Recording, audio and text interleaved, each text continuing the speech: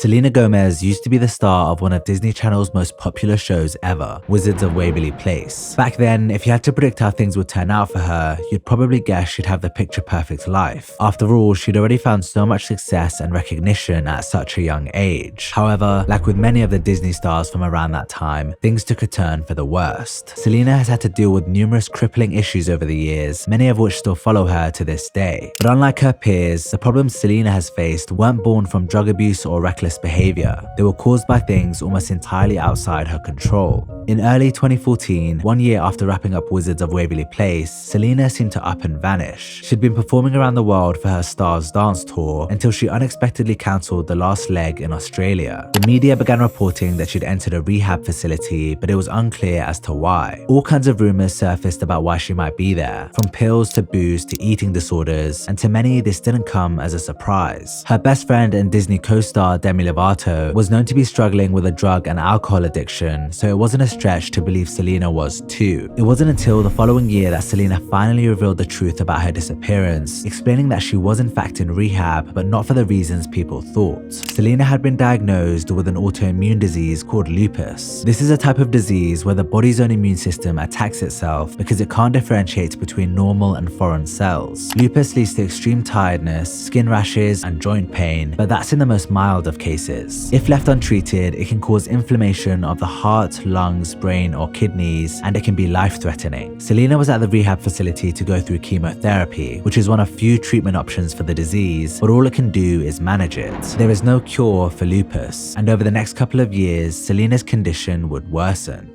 In 2016, Selena went on tour for her new album, Revival. She performed across North America, Asia, and Oceania, but she was unable to make it to Europe or Latin America. This was because her lupus had progressed from only affecting her physical health to also affecting her mental health. She explained that she was suffering from severe panic attacks, anxiety, and depression, which would consume her thoughts while she was performing. It just sucks. I have no idea what the fuck I'm doing. So I get the voice that comes in my head that says that you missed this, that sucked, oh, you get a glimpse of yourself on the screen, wow, that looks pretty fucking shitty. Although Selena's crew did their best to reassure her, she simply couldn't get those thoughts out of her head. She decided to check herself back into rehab, where she spent the next 3 months, and she described it as the best thing she could have done. But even after doing everything she could to prioritize her health, things got a whole lot worse in 2017. Selena had been undergoing regular tests to monitor the health of her kidneys, and that year her doctors told her she developed lupus nephritis, a type of kidney disease. The disease caused inflammation of her kidneys, and they began shutting down, making her so weak she could barely carry out day-to-day tasks. She was told she needed a kidney transplant, but the transplant list was 7 to 10 years long. Despite having this knowledge, she just couldn't bring herself to ask a family member or friend to donate a kidney to her, and even if she did, there was no guarantee there would be a match. But one day, after seeing that Selena was completely unable to open a water bottle, her best friend, Francia Raisa, got her to open up about her situation. Francia immediately offered to get tested to see if she was a match, and it turned out she was. I called her assistant and I said, give me the information. I want to do this. Let alone somebody wanting to volunteer, it is incredibly difficult to find a match. The fact that she was a match, I mean, that's unbelievable. That's not real. Selena initially tried to talk her out of it, knowing all the potential complications the surgery could have, but Francia insisted on going ahead. She was Selena's best friend and she wanted to help, but Francia wasn't educated on kidney surgery and the toll it can have, especially on the donor. And I called my social worker and she told me, it's going to be hard. The recipient is going to glow and she's going to recover a lot faster than the donor is because she's receiving something she needs. You're losing something you don't need to lose. It's gonna be hard.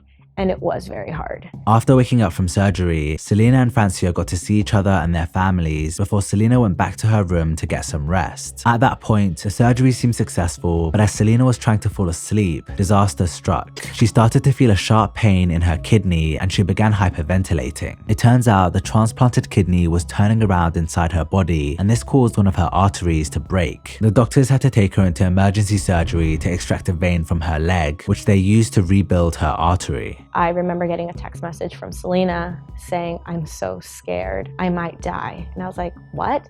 And I called, I was calling someone, and that's when she got the complication where the kidney turned and broke an artery, and she had to go back in, and they actually had to take a vein out of her leg.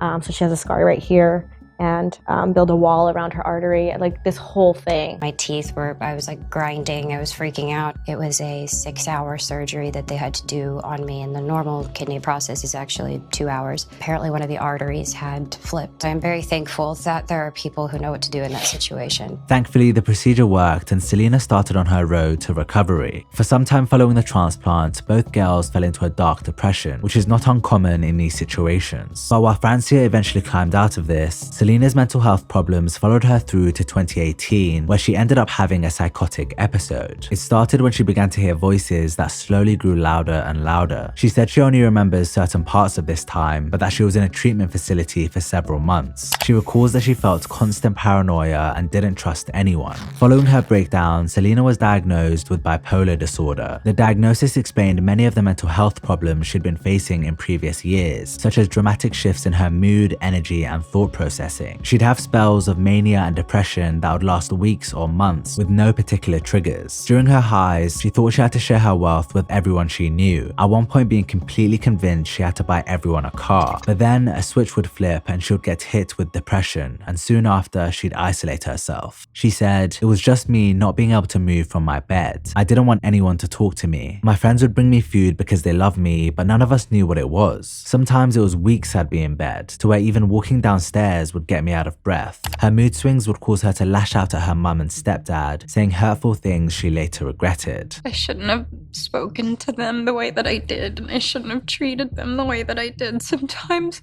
Because I remember certain things that I did, and I was really so mean. At the time, her parents didn't understand why she was treating them like that or what was wrong, but after her diagnosis, it all made sense. Her doctors put her on all kinds of medications, and while she did get better, the meds made her feel like an empty shell of a person, completely disconnected from who she used to be. She said there was no part of her that was there anymore. After she left the treatment facility, she found a psychiatrist who realized she was taking a lot of medication she shouldn't be, and he pulled her off all but 2. This made a massive difference, and Selena slowly started feeling like herself again, but there was still a price she had to pay. The 2 drugs she still takes for her bipolar disorder make it unlikely she'll ever be able to carry her own children. My whole life since I was a kid, I've been working, and the only thing that I want is like a family. I just like want to be like a mom. Just like her lupus, her bipolar disorder cannot be cured, so it's something she'll have to live with for the rest of her life. Dealing with conditions like these would be tough for anyone, but for someone in Selena's position, it's much, much worse. She's one of the most recognized female celebrities in the world, having a wildly successful music and acting career. And to add to that, she had one of the most talked about public relationships in history with Justin Bieber. Anything she says or does is picked apart and analyzed by her fans and the media, and judgment is constantly passed on her whether she likes it or not. Over the years, one of the many things she's been scrutinized for is her weight. In January 2023, Selena attended the Golden Globes, having been nominated for an award for her TV show, Only Murders in the Building. What was supposed to be a fun night where she had a chance of winning a Golden Globe turned into a mess she had to deal with for several weeks. All people seemed to be able to talk about was how she'd gained weight and didn't look the same. But like the medication for her bipolar disorder affects her ability to carry children, the medication for her lupus has a significant impact on her weight. Tend to hold a lot of water weight, and that happens very normally.